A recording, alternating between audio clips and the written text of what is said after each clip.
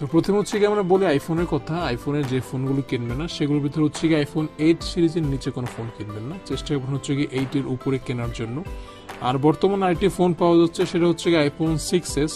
আর এই ফোনটি ইনটেক এবং হচ্ছে কি নতুন বড় সেল করা হচ্ছে। এই ফোনগুলো কিন্তু আপনারা কিনবেন না, কারণ বেশ পুরনো একটি ফোন, এটা থেকে কিন্তু আপনি আসানোর পারফরমেন্স পাবেন না এবং এর হার্ডওয়্যার কিন্তু পুরনো হয়ে গেছে যদি বর্তমান ফোনগুলোর সাথে আমরা তুলনা করি। তো সেই ফোনগুলো থেকে দূরে থাকবেন। তো এরপরে বাংলাদেশি টপ ব্র্যান্ড স্যামসাং এর কোন ফোনগুলো কেনা উচিত হবে না, যার ভিতরে নাম্বার 1 হচ্ছে কি বর্তমানে যে সকল ফোনগুলো পাওয়া যাচ্ছে স্যামসাং এর 15 থেকে 20,000 টাকা এই রেঞ্জের ভিতরে, সেই ফোনগুলো আপনারা কিনবেন না, কারণ এই ফোনগুলো যে পারফরমেন্স বা এর কনফিগারেশন সেটা প্রাইস অনুযায়ী অনেক লো।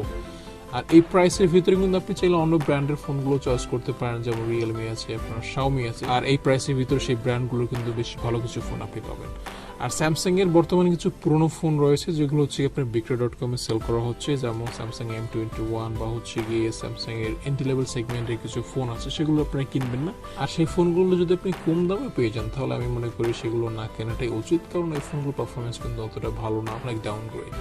আপনি যদি স্যামসাং লাভার হয়ে থাকেন তাহলে আপনার জন্য পরামর্শ হচ্ছে গিয়ে আপনার বাজেট একটু ইনক্রিজ করে 30-35,000 টাকার ভিতরে স্যামসাং এর ফোনগুলো কিনতে পারেন, সেগুলো পারফরমেন্স ভালো। আর ওয়ানপ্লাসের যে ফোনগুলো বর্তমানে আপনার কেনা উচিত হবে না তার ভিতরে নাম্বার 1 হচ্ছে ওয়ানপ্লাস নর্ড 2 5G।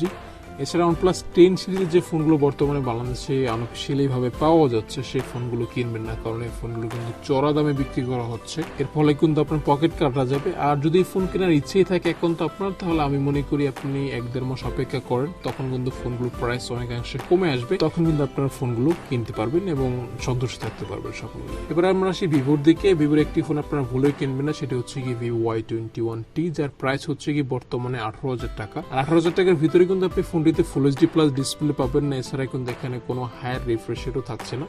এছাড়া ফোনটির ক্যামেরার পারফরমেন্স কিন্তু অতটা ভালো না। তো সেই হিসাব অনুযায়ী বলা যায় আপনি এই ফোনটির পরিবর্তে চাইলে রেডমি নোট লাইট ফোনটি নিতে পারেন, বেশ ভালো একটি ফোন, সেটা ক্যামেরাও ভালো, ডিসপ্লে ভালো।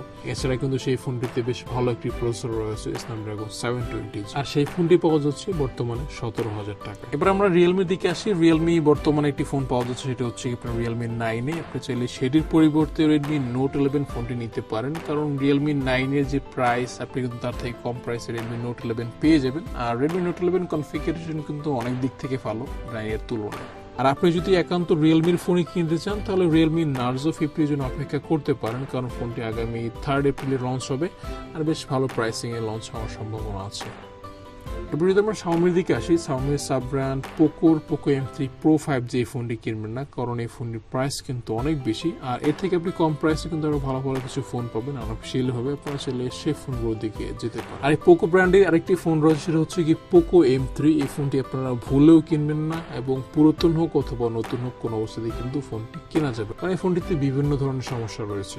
আর এইসব স্মার্টফোন ব্র্যান্ডগুলো ছাড়া বাকি যে ব্র্যান্ডগুলো রয়েছে, যেমন হচ্ছে ইনফিনিক্স, টেকনো বা আইটেল, এই সকল ব্র্যান্ডগুলোর লেটেস্ট ফোনগুলো কেনার চেষ্টা করবেন, পুরোনো যে মডেলের ফোনগুলো আছে সেগুলো আপনারা কিনবেন। আর সিম্ফনি সম্পর্কে আপনাকে একটা ইনফরমেশন দিই, সেটা হচ্ছে কি সিম্ফনি একটি ফোন Z33, যেটা বেশ ভালো একটি ফোন। আপনারা চাইলে সেই ফোনটির পরিবর্তে Z45 ফোনটি নিতে পারেন, যদি বাজেট একটু ইনক্রিজ করতে হবে। আর আপনি যদি Z45 ফোনটি কেনেন, আমি মনে করি না যে আসলে আপনি কোনো অংশে ঠকবেন। এই ফোনটি বর্তমানে 10,000 টাকা প্রাইসের ভিতরে one of the best phone, আপনি কিন্তু নির্দ্বিধায় সেটি কিনতে পারেন। তো আমাদের আজকের ভিডিও হচ্ছে কি এই পর্যন্তই। আর এই ভিডিও সম্পর্কে যদি আপনার কোনো প্রশ্ন থেকে থাকে অথবা আপনি যদি কোনো স্মার্টফোন সম্পর্কে কিছু জানতে চান, সেটা অবশ্যই কমেন্ট সেকশনে জানাতে পারেন। আর একটা বিষয়, সেটা হচ্ছে আপনারা ফোন বাইং এর সম্পর্কে ভিডিও চান কিনা সেটাও জানাতে পারেন।